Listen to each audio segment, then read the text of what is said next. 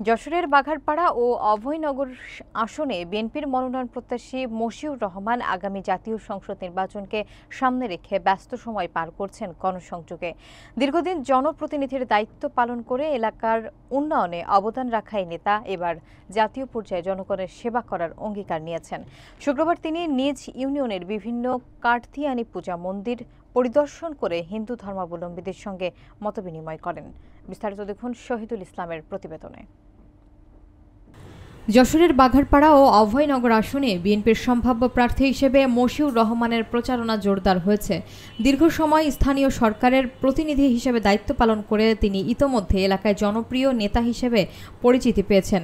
১৯৯৭ সালে অল্প বয়সে নারিকেলবাড়িয়া ইউনিয়নের চেয়ারম্যান নির্বাচিত হন তিনি এবং পরপর ৩ মেয়াদে সুনামের সঙ্গে দায়িত্ব পালন করেন।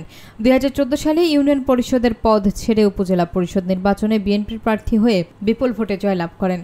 বর্তমানে তিনি আগামী জাতীয় সংসদ নির্বাচনকে সামনে রেখে মাঠে ময়দানে দিন-রাত কাজ করে যাচ্ছেন।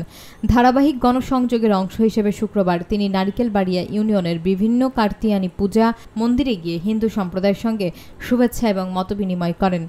স্থানীয় অগ্রণী ক্লাব দাসপাড়া ও খানপুর যুব সমাজের আয়োজনে অনুষ্ঠিত পূজা মণ্ডপগুলোতে অংশ নিয়ে তিনি সামাজিক সম্প্রীতি এবং ধর্মীয় সহাবস্থানের গুরুত্ব তুলে ধরেন।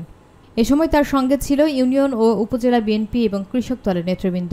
জনসংযোগের এ ধারাবাহিক কর্মসূচি স্থানীয় রাজনীতিতে নতুন প্রাণ সঞ্চার করেছে বলে জানিয়েছেন সাধারণ মানুষ। আমি বলবো, দীর্ঘ ১৭ বছর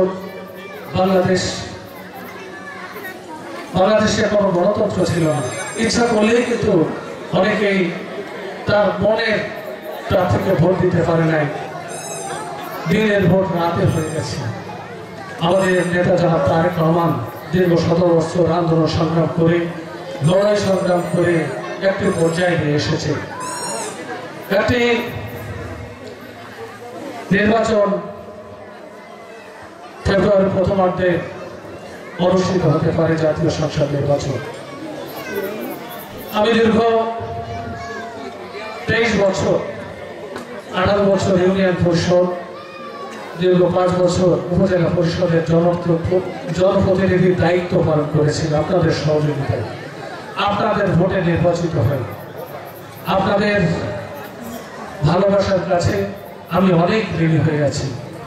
সেই ঋণ আসলে শোধনের যোগ্য নয়। আমি বাংলাদেশ জাতীয়তাবাদী দলে আগামী দিনে যে সংসদ নির্বাচন হবে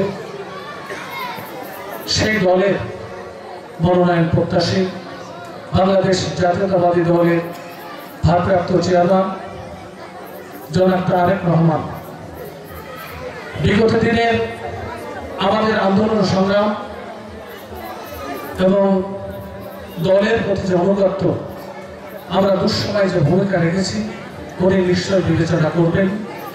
আমি আশা করি আগামী দিনে বাংলাদেশ জাতীয়তাবাদী দলের ধানের শীষের প্রতীক আমাকে তুলে দেবেন। সেটা যদি হয়, আপনাদের কাছে আবারও বিনয়ের সাথে অনুরোধ করব, আগামী দিনে যাতে ধানের শীষের প্রতীক বিজয় ছিনিয়ে এনে আমাদের ভারপ্রাপ্ত চেয়ারম্যান জনাব তারেক রহমানের হাতে উপহার দিতে পারি। আপনারা বিগত দিনের মতো আমাকে সহযোগিতা করবেন, সেই আশাবাদ ব্যক্ত করছি।